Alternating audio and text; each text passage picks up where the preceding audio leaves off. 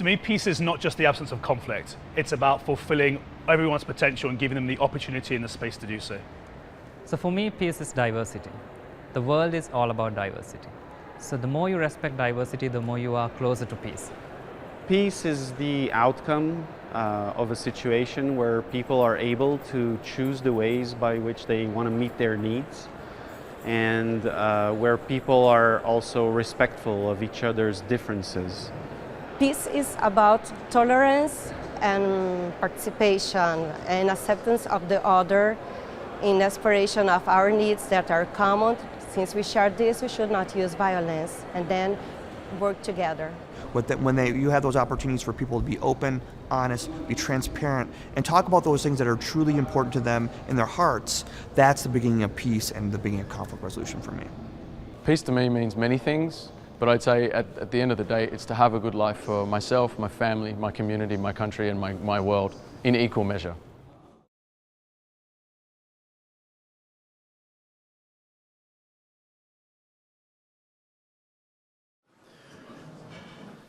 Welcome everyone to the Rotary Club of Tulsa. So great to have everyone back after our 2-week Rotary hiatus over the holidays. I'm hoping and expecting an even bigger crowd than normal because everybody was just so excited to get back to Rotary. We're not talking about football or basketball games today, Tom. We're not talking about them.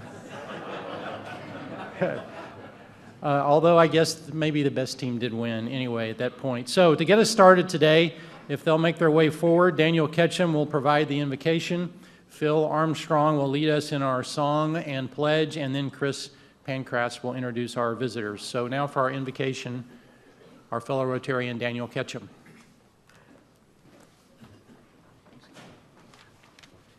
Will you join me in prayer?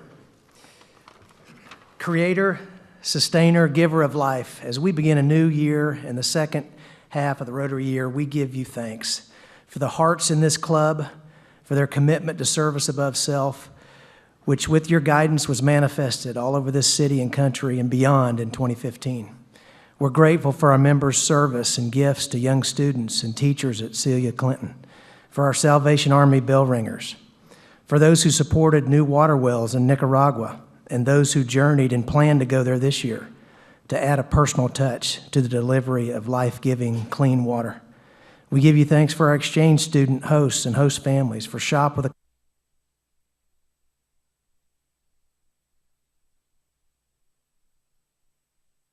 other service opportunities we've had to serve our community and our neighbor. We're blessed by the richness of the gift of service, and we look forward to a new and continuing opportunities in the coming year. May we be attentive and responsive as you lead and guide us. Thank you for our speaker today, and he and his wife's heart and love for Tulsa and its people, and for their efforts to showcase our city, its spirit, and citizens, which encourages us and inspires us all. We're grateful, and we pray in your name. Amen. Good afternoon, everyone. Happy New Year. Let's sing today about the country that we love. My country, 'tis of thee. My country, 'tis of thee, sweet land of liberty, of thee I sing. Land where our fathers died, land of the pilgrim's pride, from every mountainside, let freedom ring. I pledge allegiance to the flag of the United States of America and to the republic for which it stands, one nation under God, indivisible, with liberty and justice for all. Happy New Year, Rotarians. Let me see by a show of hands, how many people enjoyed that singing right there, especially you men? Yeah, all right. I want to tell you about an opportunity for you.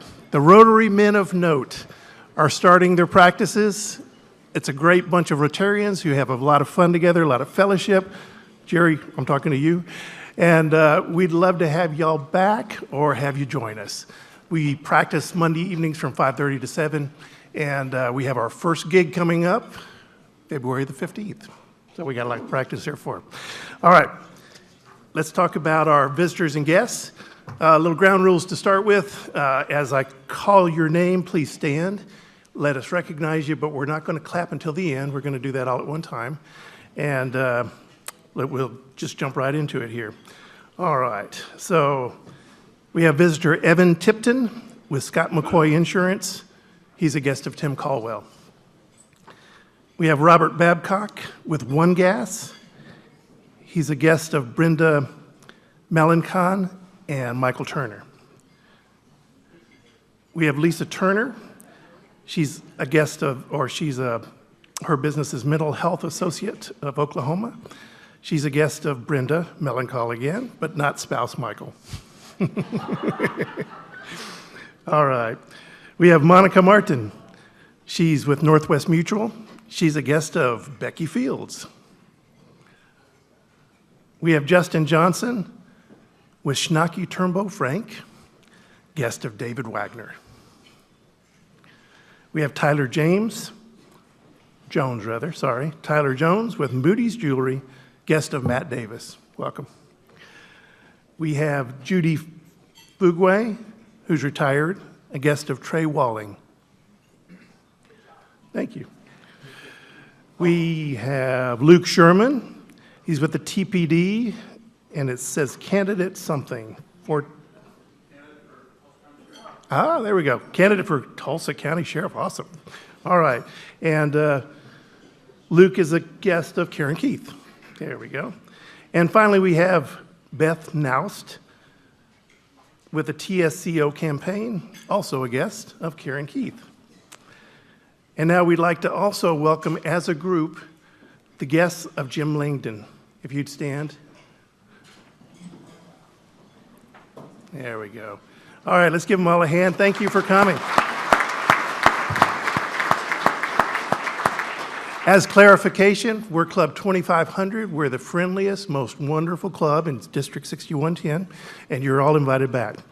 All right, and finally, we want to welcome our visiting Rotarians. So we have Mickey Moore from Bristow. Hi, Mickey. Thank you. Thank you, Chris, and welcome again to our guests. For our Phones Out, Take Notes segment, I hope you'll make note of these upcoming programs and other events in your phones or on the notepads on your tables. First of all, don't forget that next week our speaker will be Kevin Harris, who is the TU rowing coach. And it's not quite football or basketball, but it is, frankly, a more refined sport. Schools like Harvard are really good at that sport, so maybe we ought to step up and pay attention. He has an international view of the sport of rowing and of motivational tools and team building, et cetera, and it should be a very good meeting. Other future programs on January 20th, our Rotaract meeting, where our meeting will be led by Rotaractors. Our speaker will be Bob Carpenter, who is a former IBA MC, you may recall, and a national sports broadcaster, so we're lucky to have him. On January 27th, we have John Sultan from Scissortail Farms. And don't forget, on February 3rd, we'll have Super Bowl Wednesday. Lots of unique things happening, and I and Ed Monette and David Downing and other people who are actually funny are working on that, so that should be fun. And then February 10th, we'll have Jill Donovan of Rustic Cuff fame. So put those on your calendar and be ready to come. A reminder of our committee meetings today. We have the Above and Beyond Committee meeting in room 234, the Rotary Youth Exchange meeting in 233, and the Yearling Service Project Class 1 wrapping things up in room 232. All right, Alicia, whom are we recognizing as our sponsors today? We have two sponsors today, David Downing with Acrobat Ant, thank you, and Dave Moore with Tulsa Wealth Advisors. We rely on our sponsors a lot, so we sincerely appreciate your participation. And if you'd like more information on sponsorship, please see myself or Matt Moritor. Thank you. All right, thank you. Am I on now? Good. Thank you, Alicia. So you all may recall that a few weeks ago we had a little interview session with an interesting young person, our exchange student, Belen Martin, and I want to have a series of interviews this year. First of all, they're kind of fun because they help us get to know people better. Second of all, the interviewee doesn't have to prepare a long speech. They really just have to answer questions, so it's at least theoretically easier than preparing a speech. But I announced at the beginning of the year that I wanted to have more fun in our meetings and to get to know people a little more on a personal level. We want to address some timely topics. We want to discuss and think together about issues that are important to our country. We want to tackle and confront issues using our own educated opinions. And it's also really fun to meet young people. So consider this the second in a series of interviews that we're going to do with some interesting young people who can help offer some new perspectives. And just so you'll know, our next interview, I hope, will be with Brooke Estevez. She doesn't know this yet, but it'll be with Brooke Estevez, who is our Rotaract president, who has a great story of her own that I've gotten to learn. Maybe Bob McKenzie knows it, but I've gotten to learn over the last few weeks, and she's going to be fun in our next interview. But for today, I'm very excited to welcome Rajai Fatia to our meeting, who is a great young man, a native of Tulsa, and a graduate of Will Rogers High School. And I thought he might be able to tell us a little bit about him and his life, and I find it to be very interesting. So, Rajai, first of all, that is the right way to pronounce your name. Yes, sir. All right. So, you were born and raised here in Tulsa, is that right? That's right. Get the microphone really close. We're trying to record it so the people who are not here can hear. All right. And so you graduated from Will Rogers, I got that right. Yes, sir. And then how about your college? I went to the University of Oklahoma, Boomer Sooner. You know, the first person I interviewed did the same spontaneous Boomer Sooner. I like you even more. That was spontaneous. All right, so after school, where did life lead you next?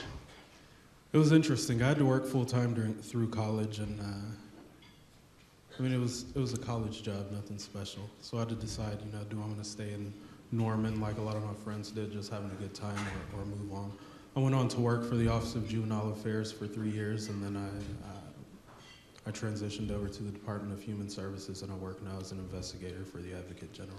Okay, and I told him that gave him an opportunity to deal with lawyers a lot, and he wasn't sure whether he was happy or sad about that. Did I capture that correctly? Yeah, it's interesting work. Yes. Well, you did say Boomer Sooners. Now, so have you been, since you left school, have you been in those two jobs since you graduated from college? Yes, sir. Okay. So tell us about your family. You told me you have four sisters, correct? Yeah, growing up was interesting. I have 4 sisters, and I'm right in the middle of them, so I get to be the only son and also the middle child, so that worked out pretty well for me. Maybe they balance each other out. You can be big brother and little brother. There you go. Yes. And so are they and your parents and siblings all here or nearby? Yes, all my siblings and my parents live here in Tulsa. Yeah, and so tell us a little bit about how you like to spend your spare time, if you have any. Honestly, I don't have a lot. I know the feeling. But, music, reading, all those kinds of things. Reading. My wife kind of gets on to me about that because I like to buy books instead of going to the library. So we go back and forth about that. I watch, of course, Oklahoma football, basketball, and the Thunder. I have an 84 Honda motorcycle in my garage I'm rebuilding. I've been rebuilding it for 2 years. It looks the same as it did when I Well, that's kids, of course. your kids. Yeah. How many do you have, kids? I have 2 biological children, 1 adopted. All right, good for you. So 3, that's a lot right there. No wonder you don't have much spare time. Yeah, they take as much as they can get. I understand. So you're a Muslim, yes, and sir. we've talked about that before you came up here, and I understand that's been your whole life, and you have friends who are not Muslim, I assume. Is that, yeah. So do you ever talk to your friends about religious differences and religious issues and debate and discuss with them? I have one friend who likes to talk about that. By and large, we don't really talk about religious things that often. If I have a question, I'm open to asking them, and they're always good about, you know, sitting down and having a candid conversation with me about whatever questions I have, and I reciprocate with them as well. Right. And so Do those discussions happen often? Often for me, yes. I don't know how often they happen between my friends and other people. Yeah, I'm sure it's one of the first things I asked you about when you came up here, so I can see why it happens often for you. Yes. Between all of my friends, yeah, I have those conversations fairly frequently. Yes. So your after your school and then your work, et cetera, after school, how has your religion affected your ability to do those things and try to lead your life here in Oklahoma? I don't think my faith has really had any impact except that it's kind of guided my my passion for serving the people.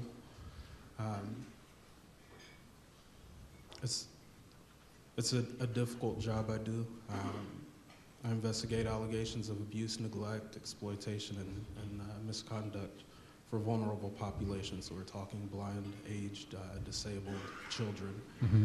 And I mean, it's tough. A lot of times you don't have what you need to make an allegation stick, so you just have to kind of let it go, and that's pretty disappointing, but it's worth it, and my faith is something that strengthens me to continue doing that work. So that's every person who is a prosecutor or an investigator trying to help enforce the law has the same set of issues you probably observed. You know something bad has happened, you just can't prove it. That happens to you a lot. Exactly. Huh? Yes. So you're a young person with hopes and dreams of your own. I know you are. I can tell. And every young person does, and they're frankly a lot more valid than from someone who's 53 like me. But what are your hopes and dreams for your future in terms of your life and your family? Really, all I want out of my life is to have a positive impact on my community. I'm always looking for an opportunity to do something to empower other people to get engaged and to help people who are marginalized or otherwise unable to advocate for themselves. I don't know what the correct path, how one would best go about doing that, but in everything I do, I try my best to have a positive impact. Good. So tell me a little bit about what your hopes are for the strife in the world centering around groups like ISIS who purport to act under the umbrella of Islam. What are your hopes and dreams for that whole situation? I'm certain ISIS and Al-Qaeda, this era of Islamic terrorism and violence will come to an end, hopefully sooner than later. My hope with regard to that is that we can come together as human beings to address those issues instead of becoming polarized based on labels and biases we may have about one another. I think that as Americans, we often get pulled into one or another side of a conflict, and what we bring to the world, our value, is in our diversity. And instead of choosing one or another side of the conflicts we see around the world, we should be bringing a fresh perspective to those things. As Americans, learning from our history and from our strength and our diversity, and leading the world in that regard. Very nice to hear your view. I appreciate you coming. We appreciate your work for the community and for the young people that you're trying to help every day. We wish you and your family the very best. And I know Rajai has been solicited to be a future Rotarian by several. Let me publicly solicit your membership in the club. No pressure. But you're a delightful young man, and we're very glad to make your acquaintance, and thank you for coming. Thanks a lot. Thanks for having me.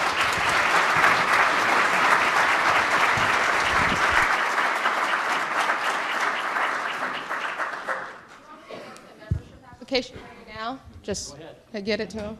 We have a couple of announcements. David Peterson wanted to let everyone know that the March trip to Nicaragua is completely full, so that's fantastic news.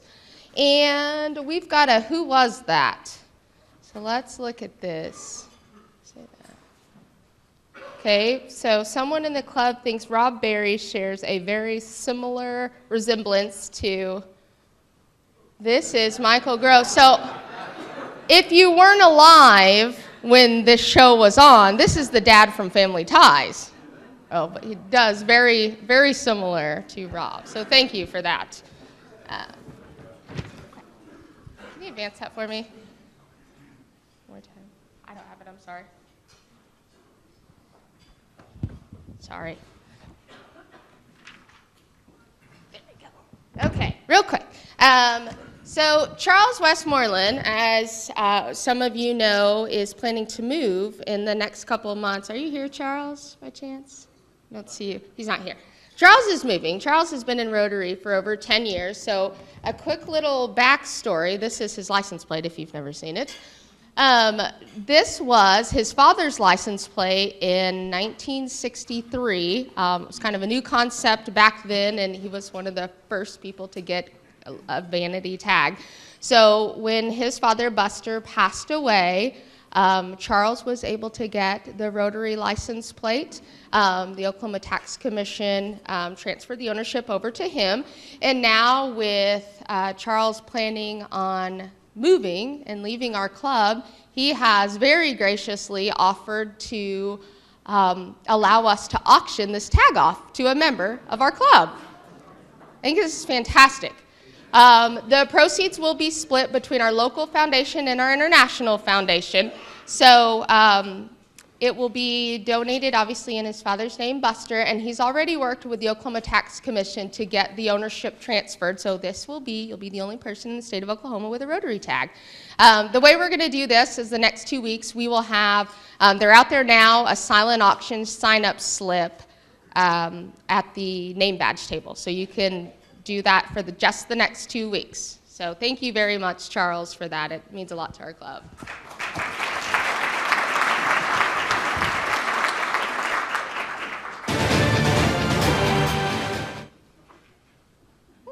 That was it. Okay, it's commercial time. If you've forgotten how our commercials work, the first commercial is considered the blue commercial. The money that you put in the jar for the first commercial goes in the blue jar. The yellow commercial is the second one. Vote for your favorite commercial. The funds go to our local foundation. So our first commercial that we have is a bi-week commercial. So it's going up against our November 25th commercial. So this is a commercial about being comfortable in your own skin. Since I was born, I dreamed of being a Budweiser Clydesdale. Only problem is, I was born a donkey. So all my life, I practiced the Clydesdale walk and the Clydesdale pull. I even tried hair extensions on my lower legs. And then came my big interview. They looked me in the eye and said, "What makes you think you can be a Clydesdale, son?"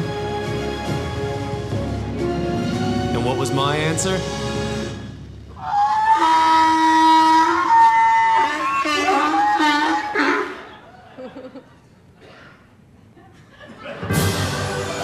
I must have said something right.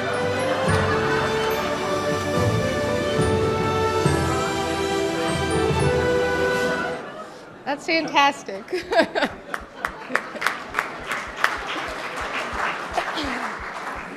So this next commercial is the winner of November 25th, and it shows us all that we're never too old to enjoy a candy bar. Mike,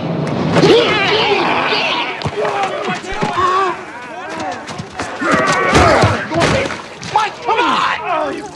Mike, what is your deal, man? Oh, come on, man. You've been riding me all day. Mike, you're playing like Betty White out there. That's not what your girlfriend said. Baby! Whoa, Eat a Snickers.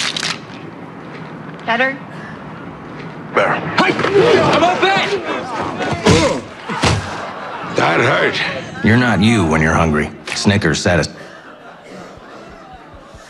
Very good. That is the yellow commercial. So the donkey is the blue commercial. Betty White is the yellow commercial. And that's all I have. Thank you. Thanks, Alicia. I'm going to have a little pause here to give you guys a chance to fill up those jars.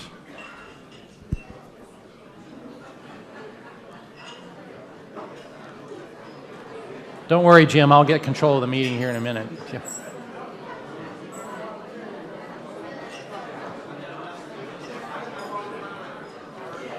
All right, back to our meeting. Thank you all for participating. This has turned out even better than I ever expected, and we'll have an announcement soon about how much money we've raised, and I really appreciate you enjoying that. Our return from the Christmas holidays has brought news of the passing of a couple of our current and former members, so I have to make an announcement about that. First, let me tell you that our Rotarian Charles Tetrick passed away on December 28th, and his memorial service was Monday, January 4th. And Rotarian Ray Batchelor passed away on January 2nd. And there will be a memorial service on Monday, this is the upcoming Monday, January the 11th, at 12:30 p.m. at Kirk of the Hills. That's Monday, next Monday, at 12:30 at Kirk of the Hills. We extend our condolences on behalf of the club to the family and friends of those great men, and I encourage you to use the cards on your tables to give some expressions of sympathy to the families. Now we have the pleasure today of introducing a couple of new members, the funnest part of our meetings many times. So if past presidents Matt Davis and Karen Keith would come up and join me so we can introduce our new members. While they're on their way up here, let me thank Lauren Monet for doing the new member orientations. And to all my fellow Rotarians, I urge you to become fast friends with Stephen Royal as soon as you can, just the way other Rotarians did when you joined the club. That's my request of you. So who will be first? Matt? Thank you, Matt. First of all, I'm going to take a point of privilege and say I'm a huge Jim Langdon fan, so I can't wait for our speech today. I have the delight of introducing to you Steve Robards, who will be our latest new member. Steve is a 20-year close friend of our family. He's a great guy. He moved to Tulsa with his son Ethan, who's a new student at TU, just so that he'd be closer to him while he's starting out in college. They live at 2623 East 13th Place. Steve is president of a company that designs, markets, and sells components to medical devices. About half the time I call him, he's in China or he's in one end of the U.S. and the other end of the U.S., but I know he's going to make a great Rotarian because he has the heart of a Rotarian. As I give him his badge and his pin and his four-way test, please give him a warm Rotary welcome.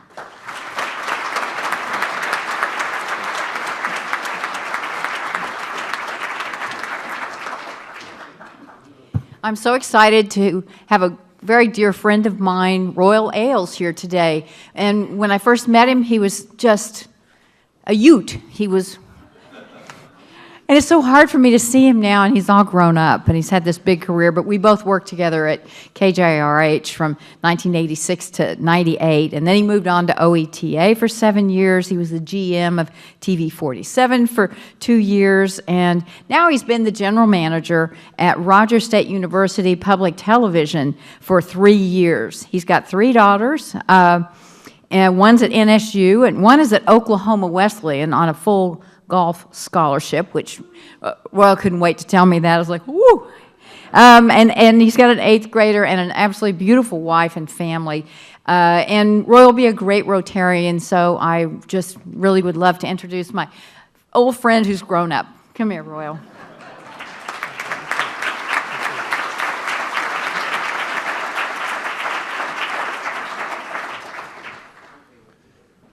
Stephen Royal, welcome again. We're really glad to have you and can't wait to get you involved. There's lots of great projects that you can make a big difference in. Okay, a couple of project announcements. Dell Dreyer, if you'll make your way up to the side mic, and then Drew, you'll be right after Dell. Just a quick reminder to you that next Wednesday you will be asked to vote on a new constitution and bylaws for the club. Those were mailed to you by the Rotary office on December 18th. Attached to a cover letter from our board chair that explained quite a bit of the reasons for us doing this. And the main one was that Rotary International approved this at the board level and then requested all clubs around the world to adopt the Constitution and also the bylaws. But on the bylaws, we have more privilege to customize those to fit our own club. So those are in your email box. And of the changes requested, really the only major one that you're going to see affecting our club is the change in the budgeting process. We have moved that up to begin February 1 and end by the end of, take a vote of this body by the end of May.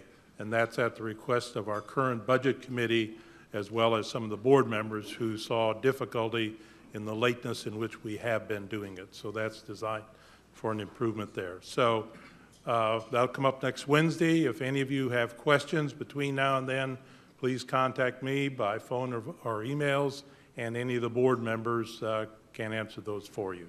Thank you very much.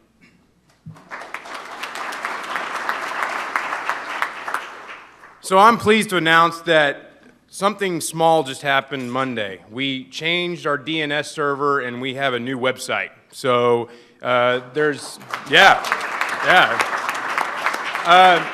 the reason we only put just this basic slide is I don't want you to see it here. I want you to go look at it yourself. So just go out this week. Next week I'll be back. Maybe the week after. I don't know. We'll see if I have anything good to say after that. But we'll talk about some cool features that we've added to the site. In fact, you can actually see it on your phone right now because our new website is responsive. So that means if you're looking on it on an iPad or an iPhone or an iWatch, I guess. I don't know. I've never had an iWatch. But you can see our site. It actually scales down to what it's supposed to be. So pretty interesting on that. So everybody, I encourage you to go out, look at our website, send feedback. And the only other thing is I want to thank my communications committee because it was us as a team to get that together. It was honestly a 3-year process, and I'm happy to say that it's done. So there we go.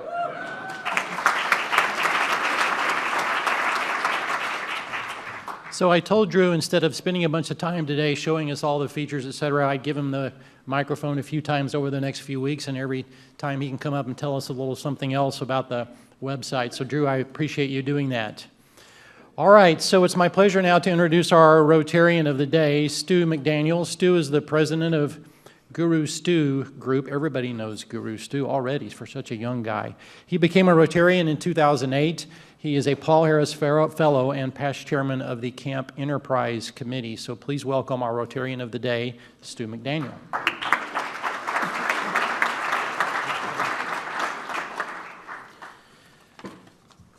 Well, our speaker is a graduate of the University of Oklahoma with a degree in journalism. He was inducted to the Oklahoma Journalism Hall of Fame, also recognized for his leadership in the industry as a Gaylord and JMAC Distinguished Alumni, my friend and mentor. Most know him for his accomplishments with Tulsa People magazine, now in its 30th year. I, however, will always remember him as Assistant Scoutmaster of Troop 19. So, see, Jim's known me since I was 13. He's actually the one who inspired me to go into advertising. It's always been impressive how he managed to juggle so much between his business and his family. So, as an adult and a business owner, I truly understand just how impressive this man is. So, without further ado, my friend, Jim Langdon.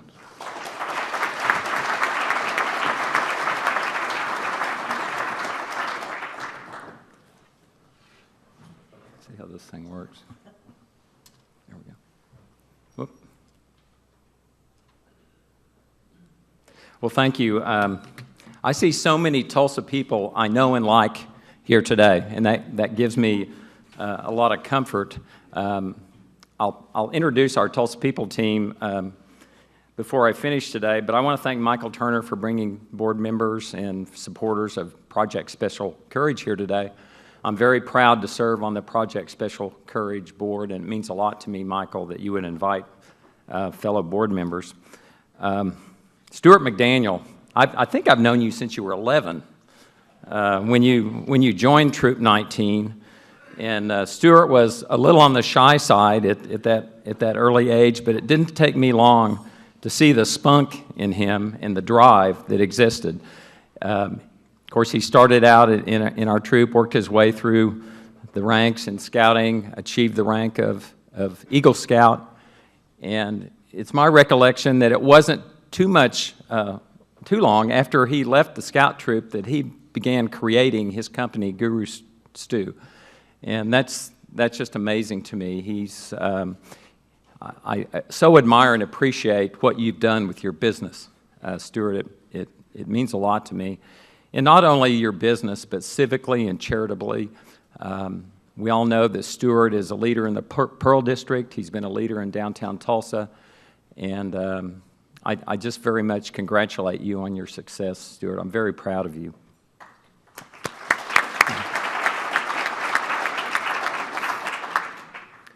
I appreciated your interview, Jeff, of Regi. And, you know, Regi, you are such an example of why the negative labeling and stereotyping of Muslim Americans and Muslims around the world is so wrong. Thank you for your comments today.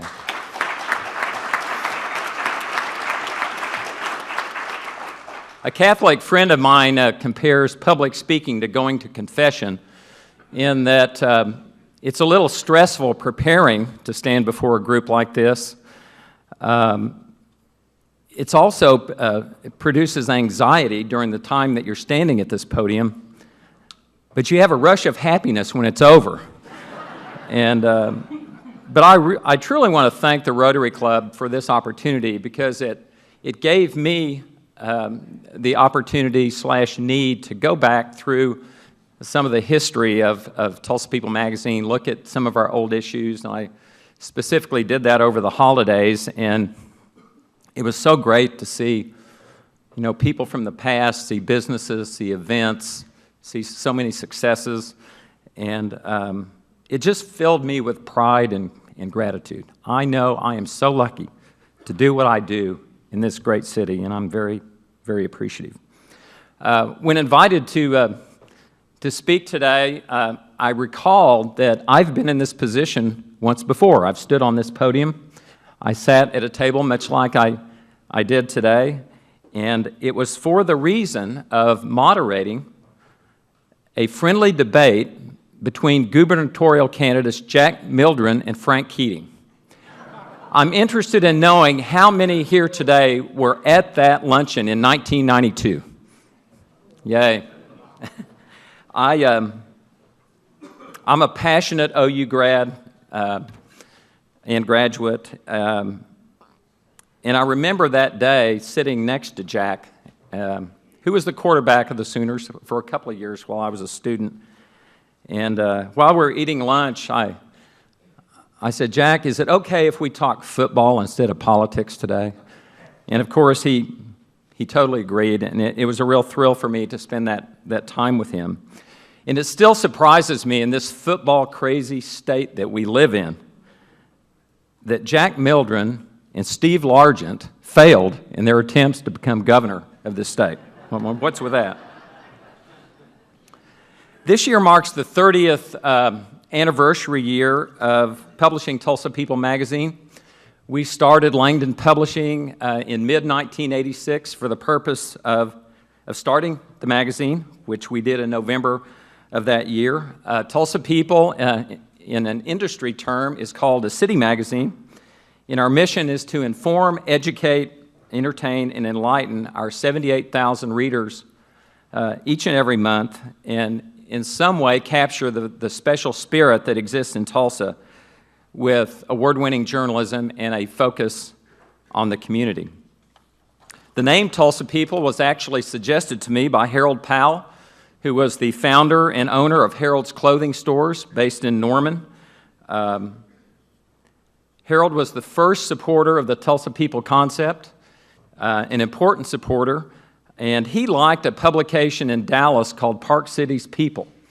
And Park City's People was a publication that served the Highland Park and University Park areas of Dallas, and Harold was a fan of that publication, so voila, that's how Tulsa People became the name it is. Harold was very helpful and influential in helping us start the business. He immediately bought the back cover of the magazine, which he held for 23 years until Harold's sadly went out of business, but it was long after Harold Powell retired. He volunteered to prepay the store's first year of advertising, which was huge to an undercapitalized young business guy. And he also volunteered to come to Tulsa and meet with Bob Renberg and Bill Fisher, who at the time owned Miss Jackson's, to sell them on the idea of advertising in this new publication, which he did, and he was successful in doing that. And from that point, we started kind of rolling because Miss Jackson's, of course, and Renberg's and Harold's were all leader stores in the community, and others saw fit to follow their lead. We launched in November of 1986. Our January 2016 issue, which you'll find outside as you leave, is the 350th issue of Tulsa People. Makes me so proud. Herald was the back cover advertiser for 23 years, followed by Miss Jackson's for the next 6 years. In addition to publishing Tulsa People, we published 3 other publications. The Tulsa Voice is a bi-weekly alternative newspaper, which we started in 2014, a month following the demise of Urban Tulsa Weekly. Intermission Magazine is the monthly magazine of the Tulsa Performing Arts Center. We publish it under contract with the city of Tulsa and have published Intermission each month for the past 25 years. The Tulsa Guest Guide is an in-room hardcover hotel book for Tulsa, and we love this publication because it really enables us to showcase everything great about our great city. And the 2016 issue is the 8th issue of the Tulsa Guest Guide that we've published.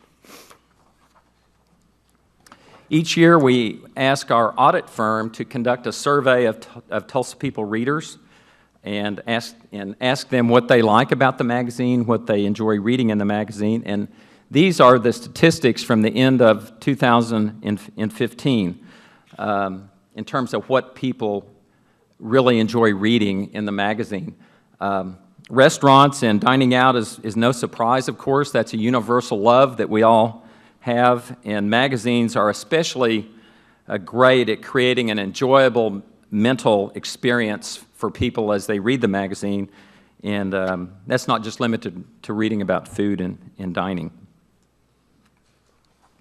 I'd like to share a few stories behind the covers of 4 issues of Tulsa People over the years.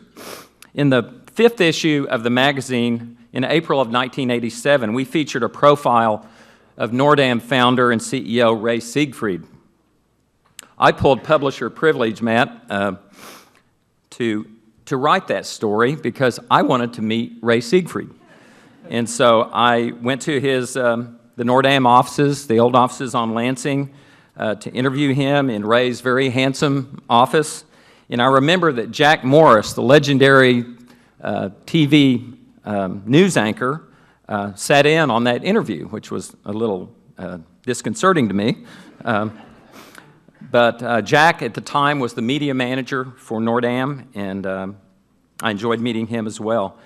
At the end of that interview, I asked Ray if he had any personal or professional goals. And now I'd like to read you the first paragraph of that cover story. Ray Siegfried carries a small, quarter-folded piece of paper in his wallet. The words typed on it just might reveal the keys to the staggering personal and professional success he has achieved in Tulsa. And here are Ray's 9 goals. 1, family first, build a character family. 2, faith, maintain a high standard of religion. 3, earn highest reputation as a family man and businessman. 4, achieve company sales of $100 million by 1980. They made it. $1 billion by 1990. Build through others through philanthropy. Don't be greedy. 6, think big. 7, share with those who work hard for you. 8, hustle, hustle, hustle. And 9, be humble. Of course, we lost Ray, who was cut short by Lou Gehrig's disease in October 2005 at age 62. But he was such a devoted business, civic, and church leader, and what a great Tulsan he was. Native Tulsan Paul Harvey was the keynote speaker for the 1994 Salvation Army dinner in Tulsa, and he graced the cover of our March issue. Our editor conversed with the media manager at the ABC radio network about our desire to interview Harvey and feature him in the magazine. One day, late in January of that year, during the lunch hour, Bonnie Canada, who was our receptionist at the time, came into my office with this message: "Jim, Paul Harvey is on the phone and he's ready to be interviewed." I swallowed hard, but fortunately for me, Paul Harvey basically interviewed himself. But it was a great thrill for me at the time to talk to the man who commanded the largest radio audience in the world. And Paul was so proud of Tulsa. He was a 1936 graduate of Tulsa Central High School, and I recall him telling me that his father was a dirt street lawman in Tulsa who died in the line of duty when Paul was age 3. Paul was so proud of his Tulsa roots. It was a thrill for me to spend a little time with him that day. And as he would say today, that's the rest of the story. Our August 1998 cover featured 26-year-old Tulsa saxophonist Grady Nichols, who was scheduled to perform at the Jazz on Greenwood concert that month. The wonderful photo that you see of Grady on our cover was shot by John McCormick, who, along with his father Bob, shot all the covers of Tulsa People for the first 15 years. It was only until we hired our own staff photographer, Michelle Pollard, that we started photographing our cover subjects in-house. And I'm pleased to say that Michelle Pollard is still our photographer at Tulsa People. The story behind this cover is that a young Tulsa woman saw this copy of Tulsa People and picked it up and vowed to herself that she was going to meet this handsome, talented guy, Grady Nichols. That young woman, Lisa, and Grady, married 2 years later. They'd been married for 15 years. We call this the matchmaking issue of Tulsa People. Our July 2001 cover story was timed to coincide with the 20th anniversary of the murder of Tulsa business mogul Roger Wheeler in the parking lot of Southern Hills Country Club. Through an interview with TPD detective Mike Huff, who spent 25 years on that case, we learned of the bizarre saga which involved Whitey Bulger's Winter Hill gang in Boston and the corruption of the FBI office in Boston. We determined that we needed a writer who knew that story, so I contacted the publisher of Boston Magazine for assistance in finding a writer. He mentioned to me that 2 books had been published about the subject, one called Black Mass, which many of you may know was made into a major motion picture last year, and the other called Deadly Alliance, the FBI's secret partnership with the mob. The book was written by Boston Globe reporter Ralph Rinaldi, and the publisher of Boston Magazine suggested I contact him, which I did. We paid Rinaldi $3,000 to write our cover story, which was a lot of money then, and is the most money we've ever paid for a story in Tulsa People. But it was worth it because it was a great story, a sad story, of course, but that feature story in Tulsa People enabled the magazine to earn the gold medal in feature writing from the City and Regional Magazine Association that year. Normally, that award was won by the large city magazines, the Los Angeles, the Chicagos, the Philadelphias, the St. Louis magazines. That year was won by Tulsa People, which is one of the smallest, which was a huge thrill for us. And the magazine that received the Silver Award that year was Boston Magazine. And the publisher was not real happy with me at the cocktail reception following the awards dinner, but he was a good sport about it, and I still very much appreciate what he did for us. Tulsa People has earned 146 awards for our editorial, photography, and design over the past 15 years. One of the signature features of Tulsa People every year is recognizing a Tulsan of the Year. Our editorial team selects the honoree really based on a person's significance and being a positive difference maker in our city during the year. Our first Tulsan of the Year cover actually didn't have the person on the cover. We thought we'd keep it a surprise and encourage people to pick the issue up. But that was Ed Keller, and we honored Ed for his leadership in establishing OSU Tulsa. The next year, our honoree was also not featured on the cover, and that was Keith Bailey. Of course, was a great civic leader and Williams CEO. All 17 of our Tulsan of the Year recipients are listed in our January issue, and there's a small image of the cover, including Kathleen Cohen. Where are you, Kathleen? Yay! Yay, Kathleen. Thank you. In 2002, we recognized George Kaiser as our Tulsa of the Year for his leadership and generosity in creating the Tulsa Community Foundation, which most know is now the largest community foundation in the nation. There was only one problem, and that was a photo of Kaiser. You know, George is not so much camera shy, but he's legendarily modest about any recognition for himself or any credit, to the point that a professional photo simply did not exist. But I solved the problem. I ambushed George at a charitable event, and although my photo was not near the quality to put on the cover of the magazine, our art director at the time used a graphic design technique called posterization to give it this look, and it was a great cover image of George Kaiser. And over the years, we've had many national magazines who were doing a story on George ask for that image that they could include in their story, because still a photo of George Kaiser does not exist. Our 2004 Tulsan of the Year was not an individual Tulsan for the first and only time. It recognized every Tulsan, 75,000, who voted for Vision 2025 in November of 2003.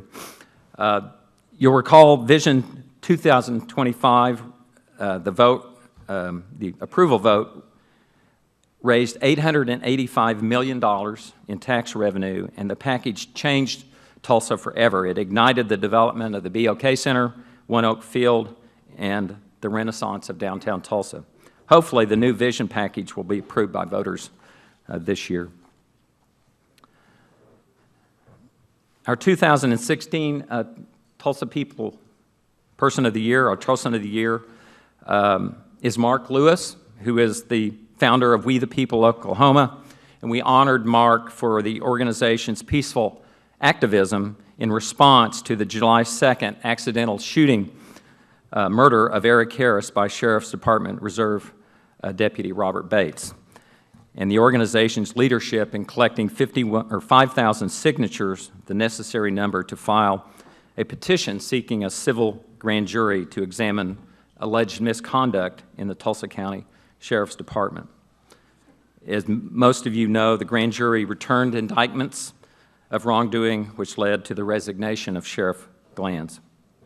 If you have not read Joshua Klein's excellent cover story on Mark Lewis and We the People Oklahoma, I hope you will do so. And again, there are copies to pick up outside this room. There were 31 advertisers in the first issue of Tulsa People. Only 3 of those advertisers remain in business today, which is shocking to me.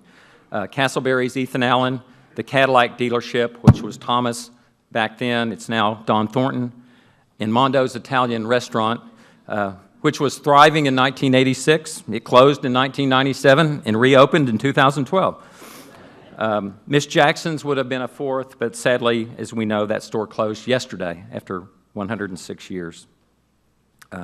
Castleberry's Ethan Allen has advertised in all 350 issues of Tulsa People. Naturally, I love Judy and Bill Castleberry, and hope you will visit their store when you're interested in buying furniture. Tulsa People presents in-depth feature stories about issues affecting Tulsa and Oklahoma. This particular start, Mending Offenses, was the first of a 5-part series we published focused on areas where Oklahoma ranks near the bottom statistically in the nation: healthcare, education, teen pregnancy, female incarceration, and food insecurity. The award-winning series was written by Jenny Lloyd, photography by Michelle Pollard, and designed by Madeline Crawford. In our August 2015 issue, we featured an in-depth story looking at significant barriers to education faced by homeless students in Tulsa. It's shocking that nearly 2,000 homeless students are enrolled in Tulsa public schools, most sleeping at night on a friend's couch, in shelters, even in their car. This award-winning piece was written by city editor Morgan Phillips, photography by Michelle Pollard, and designed by Madeline Crawford. Our October 2015 issue featured a great story on foster care fallout, which examined the impact of the closing of the Laura Dester Children's Shelter in Tulsa. The piece profiled 3 amazing foster families in Tulsa and explored the significant need for foster families statewide.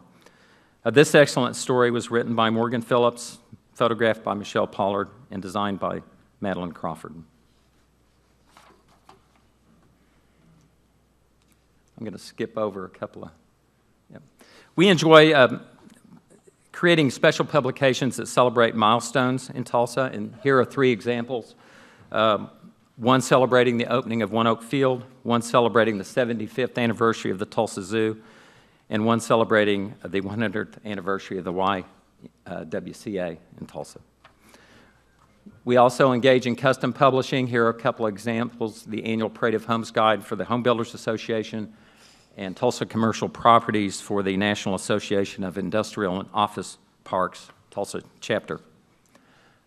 Finally, we have a great team of 21 people at Langdon Publishing. They're very talented and devoted. Several are here today, as you noted earlier in the meeting, and I would like to introduce each of them to you. I would like each one to stand to be recognized when I read your name.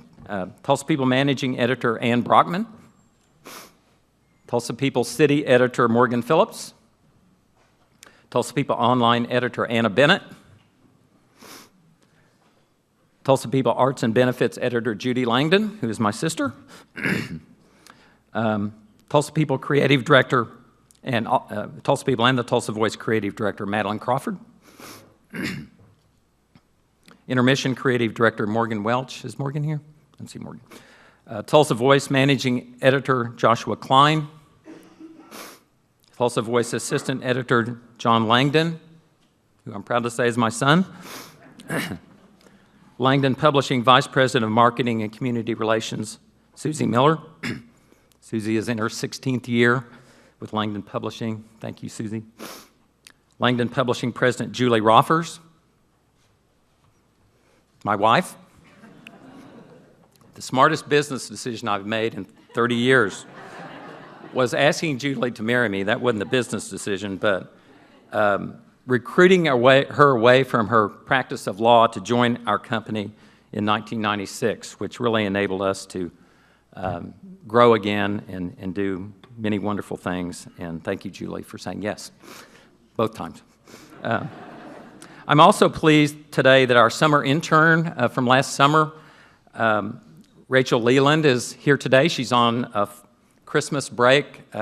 Rachel is a Tulsan, but she's a junior journalism major at Baylor University. Thank you, Rachel. That's it. I know we don't really have time for questions, but please feel free to email me. I also want to thank Martin for the book. I've been wanting this. Thank you very much. Thank you.